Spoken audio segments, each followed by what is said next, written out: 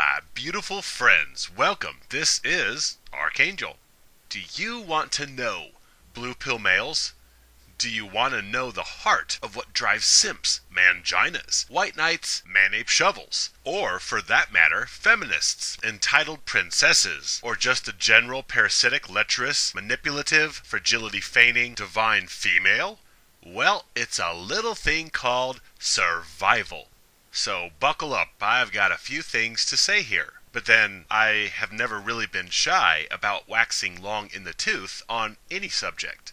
And interestingly enough, as of late, I have been told that some of my videos, some of my messages are a little too lengthy. But rest assured, my friends, I eventually come to a relevant point, somewhere in my meanderings. Oh, I know, most people don't have 10 minutes, let alone a freaking half hour, to devote to this guy on the internet and his paranoid ramblings. I understand, I get it. We are merely symptoms of our current society, where we are dumbed down with the attention spans of ADD fruit flies. And so people may listen to 4, perhaps 5 minutes of any video, and then they figure they have the general gist and they will bounce after another shiny video in the recommended column catches their eye. I understand. But this is unfortunate because I feel a lot of my better material lies within the body of the message, towards the end even. Well, hopefully, my friends, you can stay awake. And rest assured, I actually do put a lot of time into my messages. I start a thought, and it ends where it ends. I don't put time restrictions on any of my messages. And to those who listen to the entirety of my messages, thank you. So, anyhow, okay, pathetic dudes who are shovels and doormats, right. So, you know how when something burns, you flinch away, or when something scares you, you have the ripe urge to run, to flee, to get away, even if you do stay and fight? There is an imperative that supersedes all. It is called survival. Nearly everything that drives the animal kingdom is done to sate the singular directive. Animals reproduce for the survival of genes. Animals protect young for the survival of the species. Animals fight and kill one another over reproductive rights or food or territory, and all of this can ultimately be traced back to survival. Even plants will have certain defenses or alliances with particular animals for mutually beneficial survival. Plants will even grow towards the sun, towards that which gives life, in order to affect survival. Humans are definitely survival driven. You will see when push comes to shove and humans are in mortal danger, they will revert from intellectual thinking to animalistic instinct. Humans revert to their reptilian programming and will violate others in order to survive. Most humans cannot hold Buddhist calm or practice non-harm when their life or that of a loved one is threatened. So survival is the template that supersedes nearly everything, including human sentience and morality. Whether creationist or evolutionist, survival seems to supersede all other imperatives of why we are here. Furthermore, if you are an atheist or a strict member of the materialist science camp and believe that 2 rocks banged together in space a few years ago and voila, here we are, and life is mere cosmic coincidence with no rhyme or reason or justice, then the survival paradigm explains everything in such a worldview, including human interactions, such as love or compassion. Since materialists posit that humans have found communal goodwill and feelings of fondness lead to communal survival, and thus love and compassion are tools of pack survival, because pack survival serves individual survival, strength in numbers. We see this in pack creatures, such as wolves or primates. Individual members will adapt to pack rules in order to be accepted and thus live amongst greater numbers, which helps to ward off predation, ostracization, and the hardship of singular existence. All of this is done to augment the survival of the individual. Now, if you, like myself, tend to believe in a grander force out there, somewhere, a place where both creationism and evolution coexist, where they are partners, meaning that something sparked life into existence, and that life then evolves according to its own devices and environmental cues. Yet even under this expanded understanding, we are still subject to survival. I mean, even if humans are energy or spirit beings having a physical experience, as I surmise, still, while we are here suffering from cosmic amnesia, we are subjected to natural law, meaning survival in a hostile environment. Yes, I like to think that humans are meant to be feeling, caring creatures. But reality in 21st century Earth stands in resolute juxtaposition to fluffy, warm spiritual paradigms, since you can look around and see the imperative of survival in human decisions and actions. People are not practicing love and tolerance. We are trespassing one another in order to survive. And why do we behave from our lower functions when we are capable of higher transcendence? Because despite beliefs of higher powers, despite what our pastor or bishop or guru tells us about the afterlife, there are no guarantees. Nobody absolutely knows what will happen at death. And that right there, that little bit of uncertainty leads to fear. And fear is totally a survival state. So everything can be traced to survival instinct. Pursuit or love of money is survival, since money will buy you what you need to survive, whether it is bread and water or whether you need a private jet and a mansion for your pride and self-image to survive. Pain is an indicator to help one escape injury, which will lead to survival. Pleasure as well can be a motivator of survival, because humans will pursue that which feels good, such as sex, which is ultimately survival of genetics and the species. However, some will make the opposite argument that pleasure causes people to do things that are counter to their survival, such as drugs or ice cream, all of which are outside the survival paradigm. Yet really, they are not. Survival can explain these things as well, because people seek the continuation of the feel-good sensations from the drug or food. They do not want the fun and euphoria to die or go away. They seek the continuity of that pleasure, the survival of the feelings and the highs that these things precipitate. Now, humans are a bit different because they are driven by two other motivators as well: genuine selfless caring and greed. You see, humans can genuinely care for another, and when that person risks their personal welfare and survival for another, this demonstrates what we call love. Yet it can be said that a good Samaritan is still driven by survival. They simply seek the survival of the person or animal that they protect. So this is still survival imperative, only the attention has been diverted from individual welfare to that of another. And the act of diverting attention away from self-welfare and towards the welfare of another is called love. This brings us to greed. Humans, they seem to have a talent for twisting survival into greed. For instance, a person may have just enough to meet their biological and material needs. They may have ample clothing, shelter, and food, even transportation. Yet, they will seek better and more. There is strict survival. Then there is comfortably surviving. And you can observe this in the humans that are rich, whose physical survival is assured, yet they still seek to get more and more stuff. The rich oftentimes trespass the poor in order to attain more and more superfluous amounts of money or material means that they really do not need to satisfy strict survival.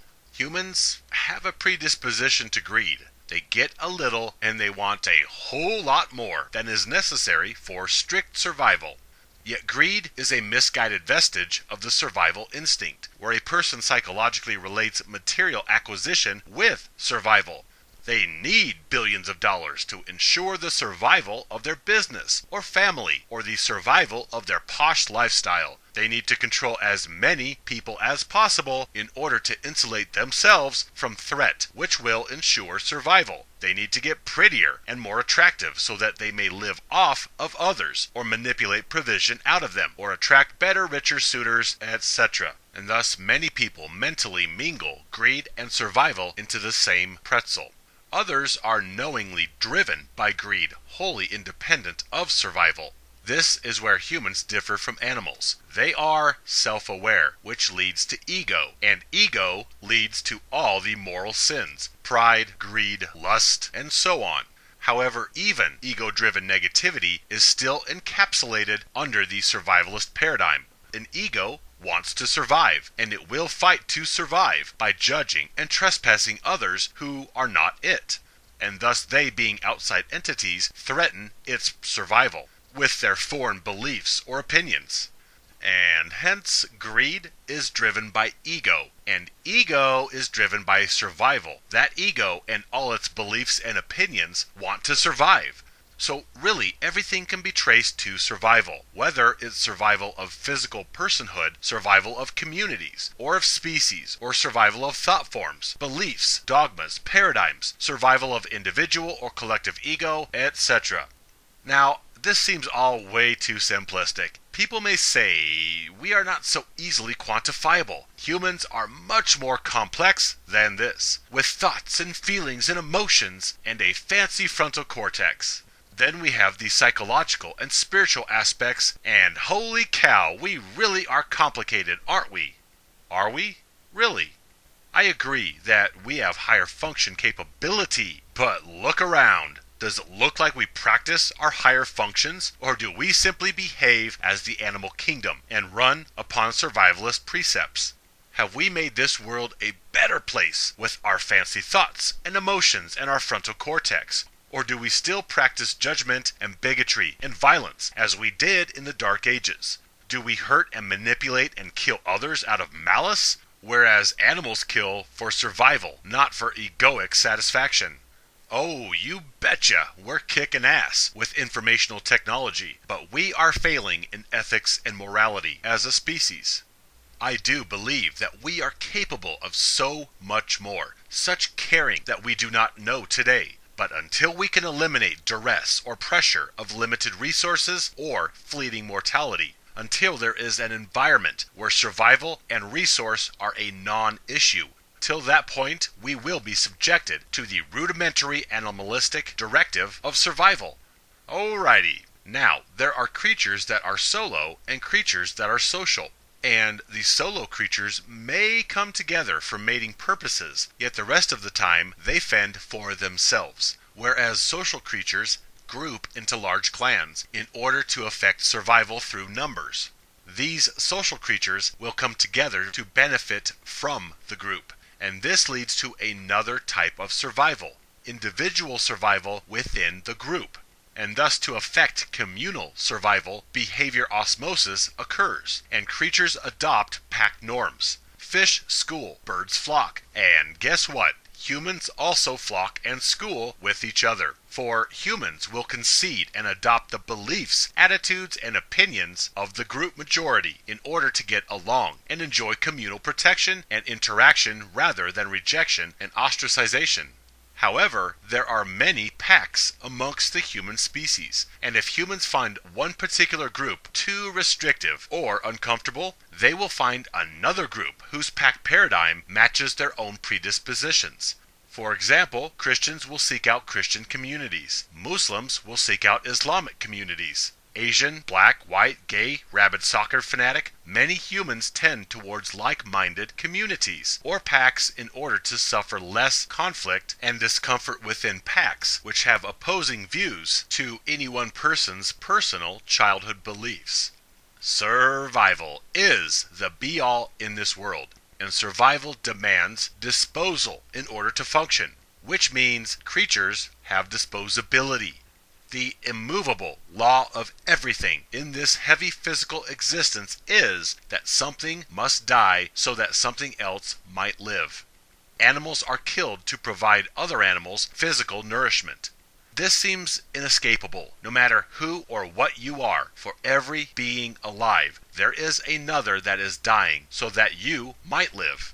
whether you actively kill animals for food or scavenge dead carcasses, or whether you eat plants, which do indeed have a form of life. They are living and growing, and to harvest them you must end their particular brand of life. You see, whether insect or fish or fowl or mammal or bacteria or plant, the truth that nobody wants to admit is mortal recycling. Death occurs to provide nutrients to fuel life. We are all food, and nutrients make up our cells and physical structures. Nutrients that other animals may kill in order to take, so that animal may postpone its own mortality. Life and physical matter or biological material is like a giant recycling facility. Just like old cans are relieved of their aluminum constituents in order to make new cans, one animal might need the proteins and amino acids contained in your muscular tissue, and they will kill and consume you so that they might survive another day or week or until the next life donor comes along. Yet nothing is ever lost or destroyed. It simply changes form, as Einstein stated. So nature, as a larger entity, feeds itself to itself in order to continue itself. And really, there is nothing but energy in the cosmos, which is the basis for many saying that we are all one. So really there is not individual death, there is the right hand feeding the left in cosmic terms for the enrichment of all. Yeah, well, tell that to the animal being devoured by a predator right now. So, death fuels life, and humans are programmed to survive just like any other animal. We are programmed to be the eater, not the consumed. Yet humans in our advanced societies are estranged from the assembly line savagery of death because we have others do our dirty work and slaughter the cows or chickens that we cook up in our casseroles. Others grow and harvest the vegetables or the grains that we buy neatly packaged far away from the slaughter of life that brought us these foodstuffs. I mean, except for maybe Twinkies. All other foodstuffs have ingredients that were once living. And so death had to occur to make the ingredients possible. Even if you are eating cookies and candy, they still involve ingredients such as flour or sugar, both of which used to be part of a living grain or a living sugar cane. The only thing that is not annihilated in order to provide life, besides non-organic minerals, is water. Water exists in the same form, whether in the air, in your cells, in a plant leaf, or in the ocean. And upon your physical expiration, water molecules will escape your physical body and leave, and go somewhere else, and get inside another life form, in the same way that you took in your water, whether they leach into the surrounding plants or animals, or whether they evaporate and condense as cloud, then fall back to the earth. Short of molecular division, water does not change forms. It is as it always has been, and water is the ultimate recyclable. Anyhow, for you and me to live, death is occurring somewhere right this moment. Now, granted, the plant argument is an argument of principle. I don't think plants suffer as animals do when they die. And indeed, plants cycle anyway. They sprout and grow and then die almost yearly. And so eating them is not killing, it is recycling, since most will die in the fall anyways. Yet, for the sake of debate, we grow crops and harvest them before full maturation, in order to get them to market before they begin to rot. So yes, we interrupt their natural cycle to harvest them for food. But the point is that there must be expiration of life in order to provide continuation of life. Now in nature, there is, for the most part, equality. All creatures have equal chance of being food for something else, regardless of sex or size or importance. Indeed, under this argument, some animals are programmed to self-destruct for others' benefit, such as praying mantis males upon copulation. But for the most part, your best chance of survival is if you take the lives of others while staving off those who would take yours. This is survival of the fittest, since the strongest and most cunning will ward off predation the longest and survive to pass along their genes. So nature determines expendability based upon ability. Yet humans, in their haughty arrogance, determine expendability as a matter of social mandate. Whereas all creatures are potential meals in the animal kingdom when a hungry predator comes around, within human constructs, it is solely the male who is to be used, then discarded, that others might live. Now, it's true, some weaker or smaller or less able-bodied animals might have increased chances of predation, but even the biggest and strongest may fall to another. However, humans have decided that females are above nature and that males will be sacrificed ad infinitum in order to provide sustenance to the exalted female.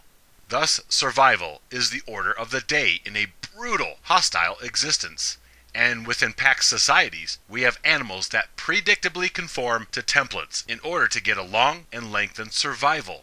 There is a saying, when in Rome, do as the Romans do, meaning adapt to environment. Do as the locals do in order to get along, whether it be adopting the religion or language or customs or values of any particular group in which you find yourself.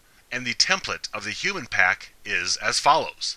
Because of reproductive biology, humans favor the welfare of females, meaning that offspring gestation rests predominantly with the female. Thus, this is called gynocentrism. And so, when you are amongst gynocentrism, do as gynocentrism does. Exalt females and devalue males. Alrighty, so after that long-winded survival banter, we get to the relevant point. Being a simpering, soft, weak, whiny, crybaby mangina, or a male abusive, narrow-minded, bone-headed white knight, these are survivalist strategies to get along in a gynocentric pack existence. Essentially, males are simply adapting to the female-favoring environment of our species by being white knights and manginas. They are adapting self-deprecation in order to get along in a place where they are physically and socially expendable. They are at risk of disposal because of what they are, and so to augment their survival in such a hostile environment, in order to invoke pack protection and avoid pack ostracization, males are willing shovels and enthusiastic doormats to the social paradigm of female service and feminine worship. And as we have discussed, survival is kind of an important thing that drives animals. And when personal survival within pack existence is on the line, it's no wonder that males are so defiantly deaf to my messages. Because even if red pill truths register somewhere in a male's psyche, they also realize that acting on this knowledge will sacrifice their acceptance within the pack. It will compromise their access to their dope supply, which is romance chemicals and the warm fuzzies they receive from female approval. Red pill truths will end their easy life of acceptance and social protection. It will cause the death of their pats on the head and thrust them into a colder, isolated existence devoid of the temporary pleasures of the temporary societal fairy tale that they have existed in. They will be ostracized and essentially be dead to the pack, existing alone on the fringe, away from the assurity of the group. If weak, morally impoverished males act on my truths, they will be vulnerable, more exposed to predation by nature, by other fringe marauders, or by a society that needs male life to keep going. And they will be scorned by a once friendly public that now needs to make an example out of such males who do not behave and bow down to our deities. Either way, when a blue pill male hears our messages, in a matter of a split second, most messages ring as truth somewhere in that male's mind. Yet, in that same split second, the fear of everything I just stated will come to the surface and scare most males to the point where they will outright reject devaluation, anything and everything as a means of survival. Survival for their current opinions and beliefs and egoic pleasures. Survival within a gynocentric environment, which happens to be the very place where they have made a comfortable life for themselves. So, manginas, social justice warriors, white knights, they are pathetic, but they are pathetic because they are seeking survival of some type. Survival of beliefs, survival of ego, survival within the pack, etc. Thus, it might be hard to exercise much compassion at our obnoxious, obstinate siblings. But really, males are brought into an existence that devalues them because of their biology over which they had no control. Then they are raised in an environment where they are further indoctrinated with female exaltation and male devaluation. Then they simply adopt strategies of conformity to pack functioning in order to sate survival and to get along in a place that already wants their blood, since they are the expendable elements that humans have determined will sacrifice themselves for the benefit of females, so that future generations might be born. And hence males are deemed disposable in war, and their health and vitality are deemed disposable as they work hazardous jobs. And when pack disputes arise, the males are those whose rights are dispensable to sate the needs of others. Males are the disposable units of society, of employment, of the parental head, of friendships, of everything. We discard males and then fetch another to fill his duties. Really, at the end of the day, males that abuse males, males that poke at other males from behind mommy's apron, these males that white knight and mistreat their brothers for female placation, these males are simply doing what every other creature is doing, trying to survive. They are adapting to their surroundings and blending in for security. Well, it's only temporary security because one by one, even the compliant blue pill males in society are being picked off and disappearing in order to fuel the lives and growth of others. And the irony is these conformist males are cattle, yet they think they are more secure and better protected while ensconced within the pack and conforming to it. But you see, all invoke survival instincts. Blue pill males simply invoke individual survival within the group, whereas MGTOW invoke individual survival within the individual.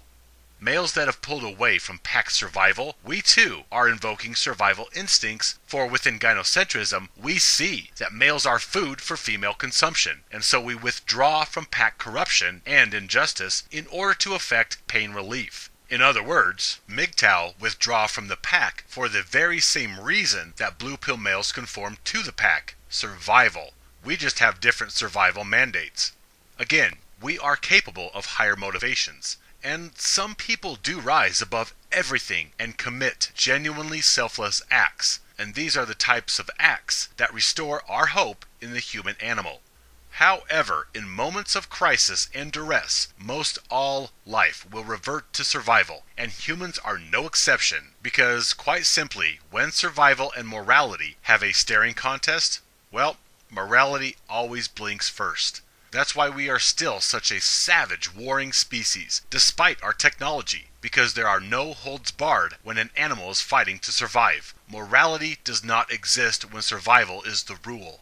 So, we must make room for dichotomy, that both Manginas and MGTOW do what they do for survival. Simps and Manginas adapt themselves for gynocentric pack survival and acceptance, and MGTOW rebuke gynocentric paradigms and packs for personal survival, since they understand males as expendable elements of the pack. And really, the males that walk away are the stronger, more resilient stock. They are more fit for survival than the conformists that draw their strength and identity from others. Moreover, males demonstrate caring independent of survival. Males are compassionate and empathetic, for when a male walks away and focuses his attentions on himself, what motivation is there for him to speak his truths to other males? When his survival is the prime focus, why does he care about the suffering of another male? Well, males do care, and this is demonstrated by the awakened laboring to awaken others. Some will say that males seek to awaken others out of spite, to cause problems for the culture and sex that mistreated them. And while this may be true in some cases, I maintain that males educating and awakening other males is beyond survival. It is a labor of caring. We care about the downtrodden enough, and we can empathize with their madness and suffering to the point that even though their survival is not our concern, we reach a hand back to the males still trapped within the corrupt pack, within the matrix, and we give them knowledge that will help them with their own personal survival. And their personal survival is enhanced by them walking away from the pack, the same pack that they walked towards and adapted to lengthen their survival. Oh yes, we demonstrate something that is foreign to nature: caring.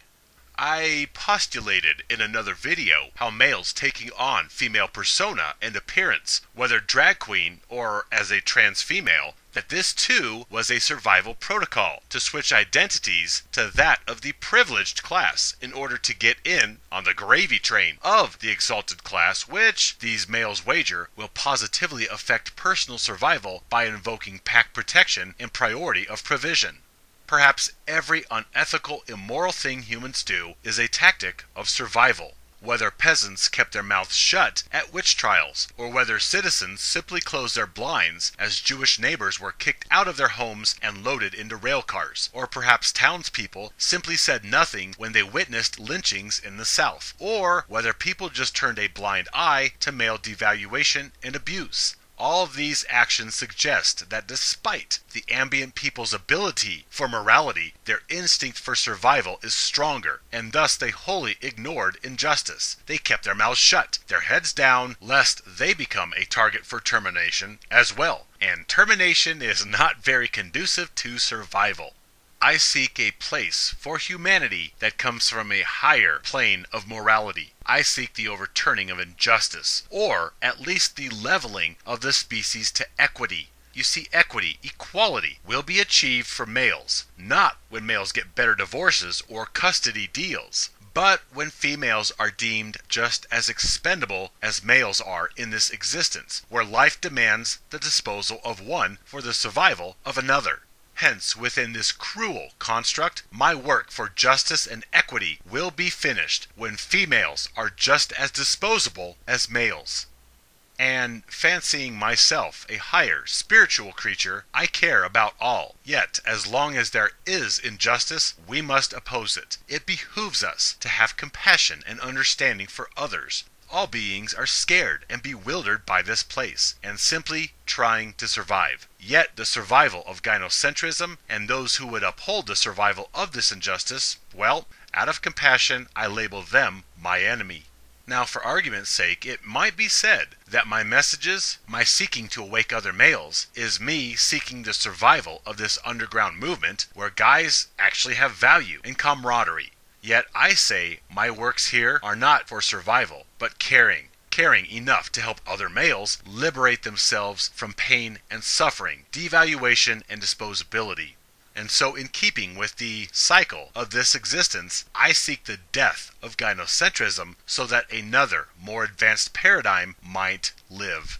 Inequity must die that justice might live. And I ask you, my friends, to stand with me, live free.